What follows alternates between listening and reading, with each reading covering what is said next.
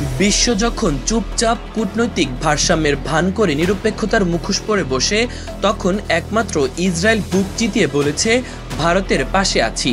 পেহেলগামে হামলার পরপরই ভারতের প্রধানমন্ত্রীকে ফোন করে স্পষ্ট জানিয়ে দেন বেনিয়ামিন নেতানিয়াহু, দোষীদের শাস্তি পেতেই হবে। শুধু কথার ফুলঝুরি নয়, প্রতিক্রিয়া ছিল শক্ত, সরাসরি এবং রাজনৈতিকভাবে স্পষ্ট। এই ঘনিষ্ঠ সম্পর্ক কি কেবল কৌশলগত, নাকি এর পেছনে আছে আদর্শগত গভীরতা? ভারতে নিযুক্ত ইসরায়েলি রাষ্ট্রদূত বলেছিলেন, আত্মরক্ষার পূর্ব অধিকার ভারতের রয়েছে।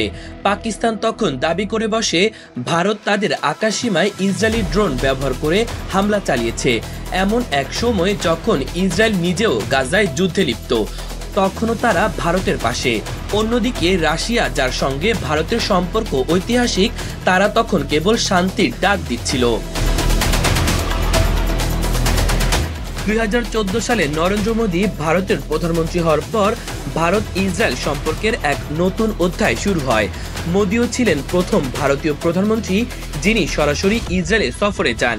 এই সফরের মধ্য দিয়ে দুই দেশের সম্পর্ক স্পষ্টতই গভীরতায় পৌঁছায়। ঘটনা কিন্তু নতুন নয়। 2008 সালে ভারতের সাবেক প্রতিরক্ষা সচিব বিজয় সিং ইসরায়েলে সফরে গেলে উদারপন্থী ইসরায়েলি পত্রিকা হারজেত তখন লেখে, ভারত ও পাকিস্তানের উত্তেজনা বাড়লে কিংবা ভারতের দক্ষিণ পন্থার উত্থান ঘটলে ভারত ইসরায়েল সম্পর্ক গাঢ় হবে।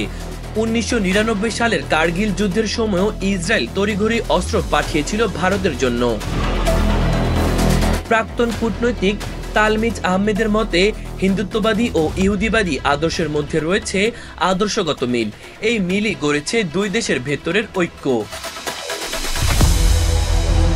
টাইমস অফ ইসরায়েলের মতে, পাকিস্তানের বিরুদ্ধে ইসরায়েলি ড্রোন ব্যবহারের অভিযোগ শুধুই সামরিক নয়, বরং দুই দেশের কৌশলগত জোটের প্রতিফলন।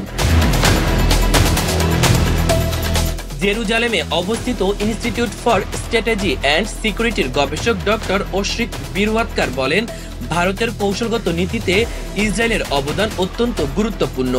পাকিস্তানের সন্ত্রাসবাদের বিরুদ্ধে লড়াইয়ে ইসরায়েলের প্রযুক্তি ও তথ্য ভারতের বড় সম্পদ। তার মতে, একটি দীর্ঘদিনের প্রচলিত বিশ্বাস হলো, হিন্দু ও ইহুদি মতবাদ একযোগে ইসলামের বিরুদ্ধে কাজ করেছে।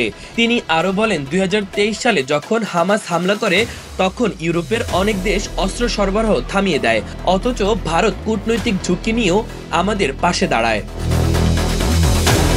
এই কৌশলগত ও আদর্শগত বন্ধুত্ব কি ভবিষ্যতের বিশ্ব রাজনীতিতে আরো বড় প্রভাব ফেলবে?